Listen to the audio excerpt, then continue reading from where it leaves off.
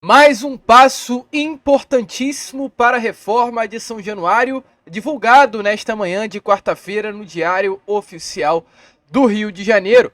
Além disso, também foi marcada a sessão que vai julgar a liminar que neste momento deixa Pedrinho e o Clube de Regatas Vasco da Gama como o grande dono da Vasco da Gama SAF. Essa sessão estará acontecendo no dia 11 de julho e fica a dúvida: o futebol permanece nas mãos da associação ou voltará para as mãos do grupo norte-americano? Além disso, também tem informação sobre o volante Alan, que hoje, pela parte da manhã, se apresentou no Botafogo e automaticamente fica distante de um retorno ao Vasco da Gama. Falar também sobre reforços. O Vasco da Gama segue aí a sua busca ativa no mercado por contratações. E dois novos nomes surgiram na mesa. A gente, é claro, vai trazer essa notícia aqui a vocês agora neste Fala Gigante. Porém, antes de começar o vídeo, antes de deixar todos vocês aí muito bem informados sobre o nosso Cruz Maltino, como sempre faço aqui no canal, quero dar as boas-vindas a todos vocês que estão chegando aqui ao nosso canal pela primeira vez. Para quem ainda não me conhece, muito prazer, eu sou o Lucas e você está no canal do Gigante Vasco, o canal do torcedor vascaíno. E é claro, né, Vascão, você que está aí do outro lado e ainda não é um inscrito do nosso canal, vem agora mesmo. Aqui embaixo, onde tem essa palavrinha, inscreva-se, aperte nela e já faça parte aí da nossa família. Caso não saiba, também te aviso, né? Nós estamos aqui todos os dias, 3 vezes por dia. Temos o Acorda Vascão, que é o nosso primeiro vídeo e sai sempre às 7 horas da manhã, sempre, 7 horas, venha no canal que o Acorda Vascão estará à sua disposição. Temos também o Fala Gigante, que é o segundo vídeo do dia e sai sempre pela parte da tarde. E o Boa Noite Gigante, que é o terceiro e último vídeo do dia, saindo sempre pela parte da noite. Ou seja, 3 vídeos, muita informação e muita vascainidade para você que está aí do outro lado. Conto muito com o seu apoio, conto muito aí principalmente com a sua inscrição e o seu like, que são importantíssimos para o crescimento do nosso trabalho. A inscrição é fácil, é só você vir aqui embaixo, onde tem essa palavrinha inscreva-se, apertar e nos ajudar. Faltam pouquíssimas pessoas, inclusive, para chegarmos à marca dos 133 mil inscritos. Nesse momento faltam 20 pessoas apenas, então eu conto com você. Além disso, também é claro, o seu like é fundamental para que o nosso vídeo seja divulgado aqui no YouTube. Show de bola, Vascão? Vamos embora então, né? Sem muita enrolação, fala logo de Vasco e trazer as últimas informações do nosso Cruz Maltino a você que está aí do outro lado. A começar aqui, primeiramente, trazendo uma grande notícia, né? Pois foi hoje divulgado aí no Diário Oficial do Rio de Janeiro, no caso publicado, né, a redação final do projeto de lei do potencial construtivo. No caso, esse projeto viabiliza aí a reforma de São Januário. Agora, depois da leitura que ocorre hoje em plenário, o prefeito Eduardo Paes terá até 15 dias para dar a sanção, ou seja, sancionar o projeto, aprovar o projeto. A partir desse momento que o prefeito aprovar o projeto, o sonho irá se materializar e a reforma de São Januário será iniciada. Expectativa aí que até o mês de dezembro, a partir do mês de dezembro, as reformas possam acontecer. Por que dezembro? Porque estamos no meio de uma temporada, não é lógico o Vasco, neste momento, fechar São Januário para iniciar uma reforma. Então, o Vasco vai esperar a temporada acabar, vai esperar o Campeonato Brasileiro acabar, a Copa do Brasil acabar, para iniciar a reforma da nossa casa. O certo é, hoje São Januário, desse jeito que nós estamos vendo, vive os seus últimos dias. Restam aí mais ou menos 15 jogos, 12 jogos desse São Januário que conhecemos, e aí uma grande reforma irá acontecer. Esse atual São Januário será colocado abaixo. Então, como a gente sempre vem falando, aproveitem São Januário, aproveitem a nossa casa, curtam, vá fazer o tour, vá conhecer a nossa casa de fato, porque em breve a gente não vai ver mais São Januário do jeito que se encontra. A reforma vai sair do papel. O que nós sempre sonhamos irá acontecer. Outra situação muito importante que ocorreu hoje, a gente trouxe a vocês também lá na introdução deste vídeo, foi sobre a sessão que foi marcada, né? Na 20ª Câmara de Direito Privado, marcou para o dia 11 de julho o julgamento da liminar que concede hoje poder da SAF Vascaína à diretoria de Pedrinho, ou seja, à associação. É importante voltar um pouquinho atrás. dia 15 de maio, o desembargador André Cury suspendeu os efeitos do contrato entre Vasco e o grupo norte-americano 777 Partners, tirando 70% das ações da 777 e colocando o poder da SAF Cruzmaltina nas mãos da associação. Isso ainda está, no caso esta decisão, ainda está em caráter de liminar e é necessário um julgamento em cima desta liminar. E esse julgamento está marcado exatamente para o dia 11 de julho, daqui a pouco menos de 20 dias. Nesse julgamento estará sendo definido se o futebol do Vasco voltará para as mãos do grupo norte-americano ou permanecerá nas mãos de Pedrinho. Informações é que o desembargador César Cury, relator do caso e que manteve a liminar em segunda instância, depositará seu voto de maneira eletrônica 48 horas antes da sessão do dia 11. Outros 2 desembargadores que vão compor aí a turma podem manifestar concordância e o julgamento será encerrado, ou discordância. Em caso de discordância, o julgamento terá que ser presencial numa outra data para a nova sessão. É importante falar aqui, o César Cury foi quem deu a decisão favorável ao Vasco, então muito provavelmente a decisão dele será mantida, ou seja, ele lá no dia 11, 48 horas antes do dia 11, vai colocar a sua decisão, né, em uma urna. E a partir disso, de depositar seu voto, né, de maneira eletrônica, melhor dizendo, outros 2 desembargadores que vão compor aí a turma julgadora, ou vão manter a decisão do Cury, que provavelmente será de manter a liminar, ou irão discordar. Caso discordem, um outro julgamento será marcado. Lembrando, esse julgamento estará acontecendo de forma virtual e não presencial. Em paralelo a esse julgamento que ocorre no Tribunal de Justiça do Rio de Janeiro, um outro julgamento também poderá ocorrer, porém mais para frente, que é o julgamento dentro da arbitragem da FGV, da Fundação Getúlio Vargas. É um julgamento bem maior, né? Esse julgamento é sobre uma liminar, que hoje coloca, né, a SAF do Vasco em controle do Vasco da Gama, da associação, e outro julgamento que ocorrerá de uma forma em definitivo vai ocorrer na FGV. Por que em definitivo? Porque é um julgamento que ou vai tirar de vez o poder do futebol das mãos da 777 ou fazer com que o grupo norte-americano tenha de vez o controle do futebol Cruzmaltino. O Vasco indicou, uma árbitra, que isso foi o acordo feito lá em contrato, que qualquer desavença entre as partes, a Fundação Getúlio Vargas iria, mediar essa situação, e o Vasco tem direito de indicar um árbitro e a 777 também tem o direito de indicar outro árbitro, e o terceiro árbitro seria indicado em consenso com os 2 árbitros escolhidos. Então, um foi indicado pela Ana Teresa Basílio e o outro, pelo grupo norte-americano, foi indicado Maurício Almeida Prado. Os 2 indicados não se declararam impedidos, ou seja, estão escolhidos, e o próximo passo aí será a indicação de um terceiro nome para arbitragem que se põe lados opostos, ao Vasco da Gama e a 777 Partners. Então é aí algo importante, um passo importante também para nós vascaínos entendermos. Essa decisão aí da FGV será muito importante para o futuro do nosso clube. Será aí algo longo, tá? A expectativa é que dure mais de um ano, entre 1 e 2 anos, esse julgamento aí da FGV, e a gente, é claro, vai ficar de olho para trazer tudo a vocês do que estará acontecendo. Mas hoje, de uma forma mais clara para você entender, o julgamento mais importante é desse dia 11 agora, que é o mais próximo, 11 de julho.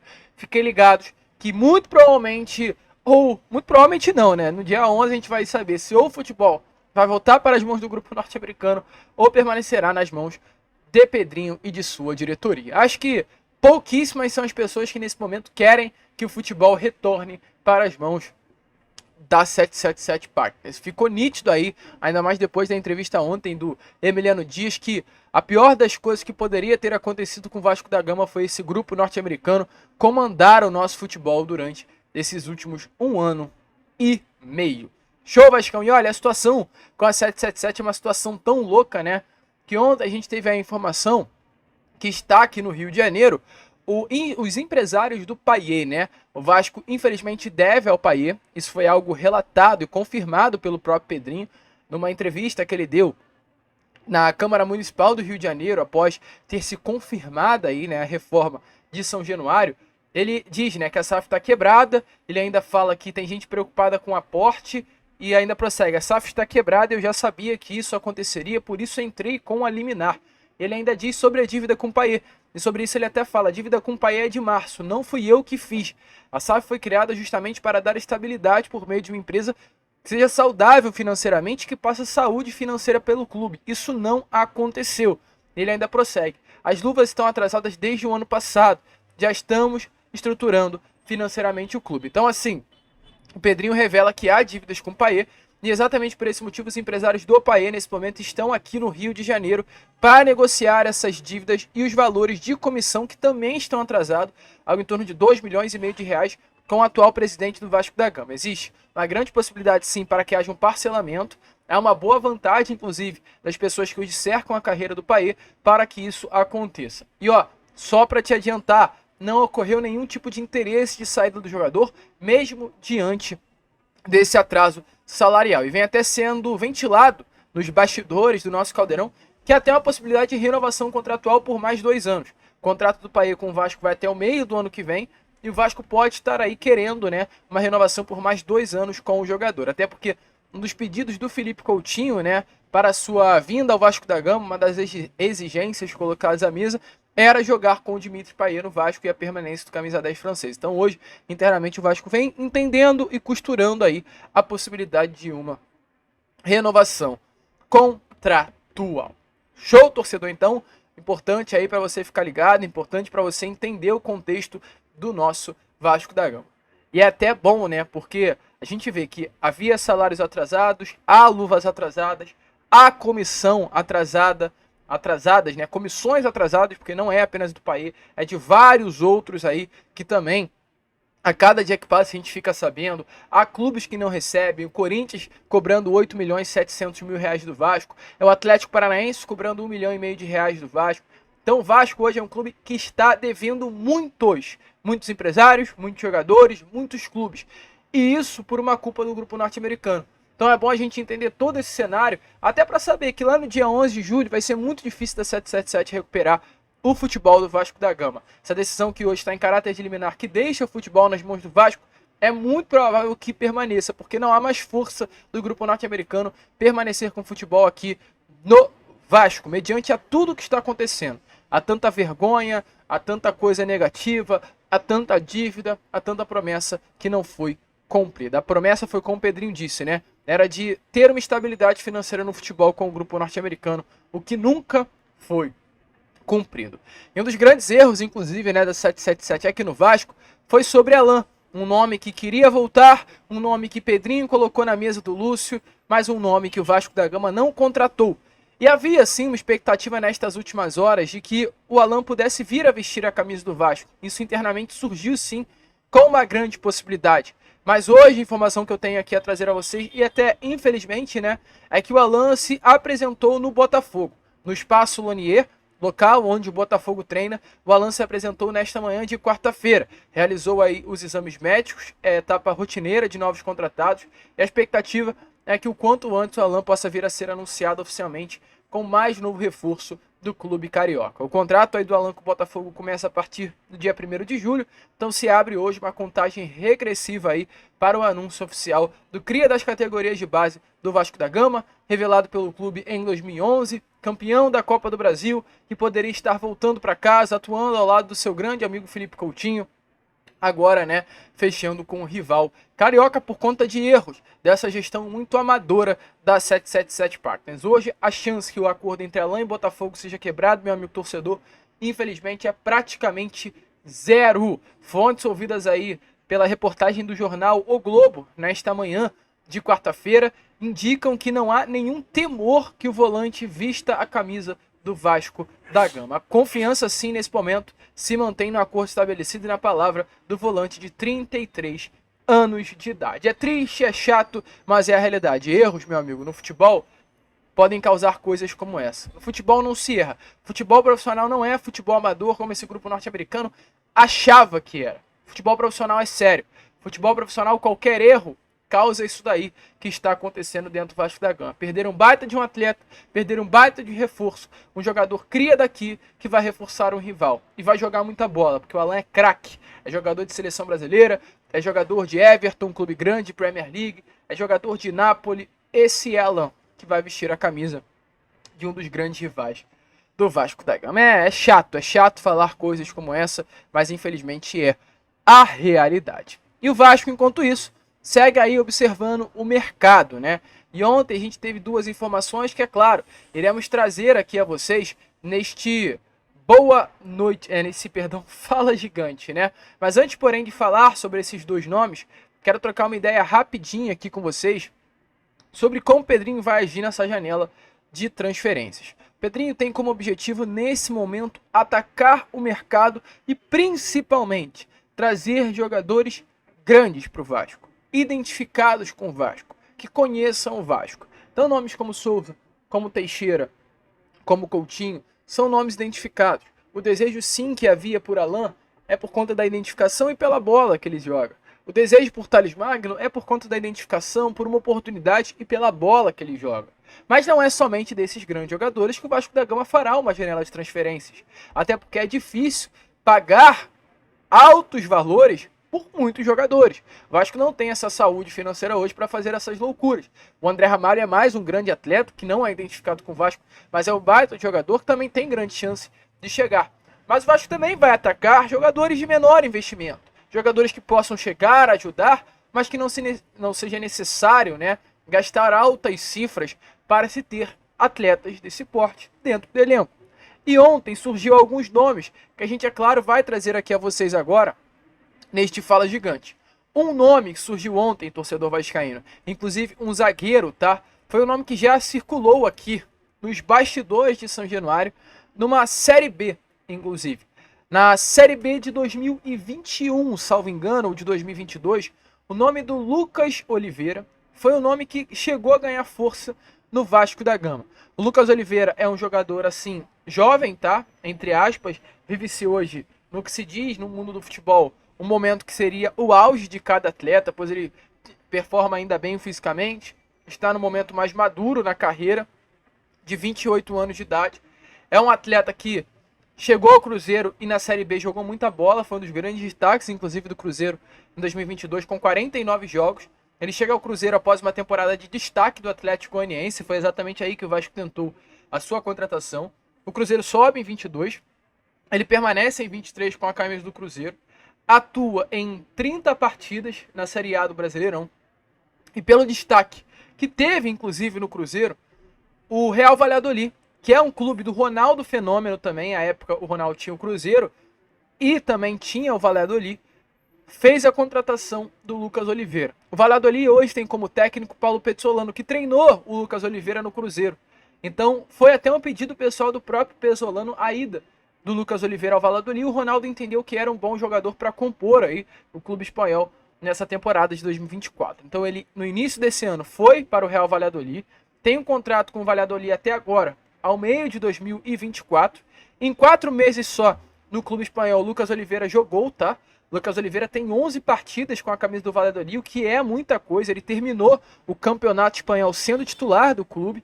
Lembrando, né? O Valladolid estava na segunda divisão do campeonato espanhol, conseguiu de fato o acesso, mas é importante para a gente ver que o Lucas chegou e já rapidamente conseguiu ganhar espaço no elenco e jogar. Um atleta que atuou durante 90 minutos das últimas 12 partidas, ele atuou 11 jogos como titular, então assim, realmente um jogador que chegou, vestiu a camisa e entrou em campo. Hoje está voltando ao Cruzeiro, então a partir do dia 1º de julho ele se reapresenta ao Cruzeiro, mas o Cruzeiro ainda não sabe o que vai fazer com esse jogador.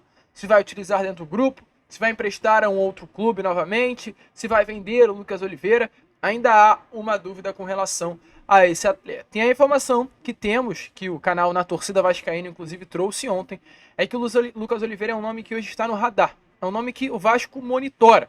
Um ponto importante, inclusive, a ser revelado sobre a questão do Lucas é que foi um atleta descoberto por Felipe e Pedrinho na época do Tigres. Tigres foi um projeto forte aqui, né, do Rio de Janeiro. Tigres é um clube de Xerém aqui do Rio, Xerém, do Fluminense, exatamente, é um clube de lá, que em um determinado momento do futebol carioca, assim, estourou, né, subiu do nada, apareceu, e o Lucas Oliveira é um nome desse projeto do Tigres. Surgiu lá no ano de 2017, com 27 partidas comandadas, à época por Felipe e Pedrinho, titular e treinador, e auxiliar técnico.